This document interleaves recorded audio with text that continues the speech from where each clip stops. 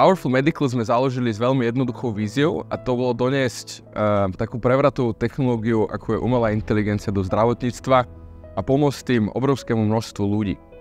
A zároveň zapáčila sa nám veľmi kardiológia, keďže kardiovaskulárne ochorenia sú najčastejšou príčinou predčasnej smrti a práve keďže sa kardiológia točí okolo 12-hodového EKG, na ktorom lekári hľadajú nejaké postupnosti alebo nejaké vzory, tak práve to EKG nám prišlo ako fantastický problém pre tú umelú inteligenciu, kde naozaj tá umelá inteligencia práve tieto hľadanie tých patronov a vzorov vie robiť v podstate oveľa rýchlejšie a oveľa lepšie ako človek. Presnosť umelej inteligencie PM Cardio sme vyhodnotili vo vyše 10 000 predošlých pacientov. Avšak zlatým štandardom, ako porovnať presnosť zdravotníckych pomôcok, sú randomizované, kontrolované klinické skúšania. V našom klinickom skúšaní sme porovnávali aplikáciu PM Cardio voči bežnej starostlivosti vo vyše 58 ambulancií všeobecných lekárov a spolupracovali sme s Dôverou v nábore zazmluvnených lekárov, ktorí participovali v klinickom skúšaní.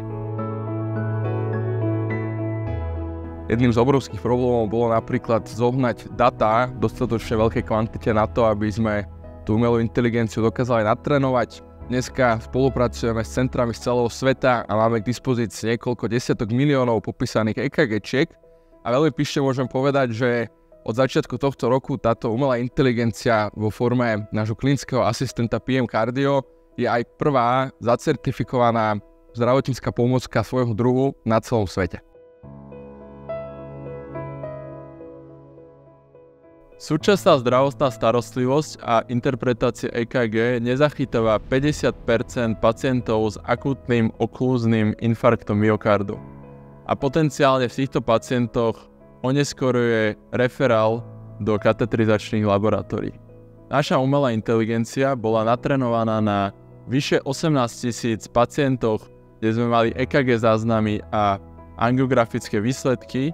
5 až 10% pacientov so zlyhávaním srdca sa momentálne nedostane do sekundárnej zdravotnej starostlivosti, lebo ich nevieme zachytiť. Pracujeme na modeli umelej inteligencie, ktorý vie na základe EKG záznamu predpovedať ejekčnú frakciu pacienta, tzv. Systolickú funkciu srdca a vieme tým pádom skrínovať asymptomatických pacientov so zlyhávaním srdca už v primárnej starostlivosti. Našu mobilnú aplikáciu PM Cardio používajú desiatky tisíc lekárov v zhruba 16 európskych krajinách a čoskoro ju spustíme aj na Slovensku a v Česku. Dneska nám napríklad už bežia na Slovensku piloty so záchranármi, ale aj s určitou skupinou všeobecných lekárov.